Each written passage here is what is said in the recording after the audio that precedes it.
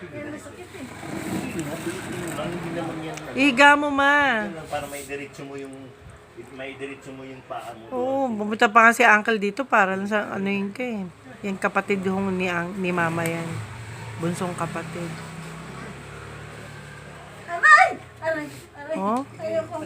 Ayoko masakit. Ayoko. Ako na lang. Maihiga mo yung katawan mo. Ako na lang. Ako na lang. Ako na lang. Ako na lang masakit eh. Ako na lang. Kaya ko na. Kaya ko na. Alalayan na kita. Alalayan na kita pag Sige na, ma. Ihiga. Ilaban mo yung likod mo. iliapat mo lang dito. Ilapat mo lang sa higaan. Okay.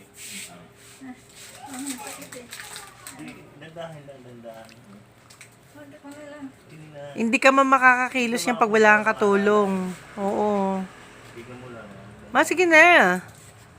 Yes ng ulo ni mama. Hindi nakatayo kang ganyan. May lalo kang may hirapan. Dapat dito ka nakasandal ka dito. Nakalipat. Kasi nagsabagay gabot siya, no?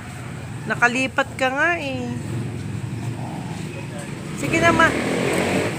Iangat mo agad yung paa niya para ano. Ayaw magaling mo Ito siya. masakit. Ayaw niya eh. Tsaka to. Mamaya pagkantok na. Uncle, pakibigay nga po yung ano, yung cold compress yan, oh. Ilagay lang sa kung saan yung masakit niya. Sa masakit. Ayan. Hindi naman masyado. Ah, Pakiano ng ice pa, hindi na yan gagana yung... di na. Hindi naman ano na. Eh, pasok mo uncle sa freezer. Lagyan mo. Meron sa freezer yung... Tara ka. Para tumigas. Lagyan natin ulit. Kaubos ko ulit ito eh.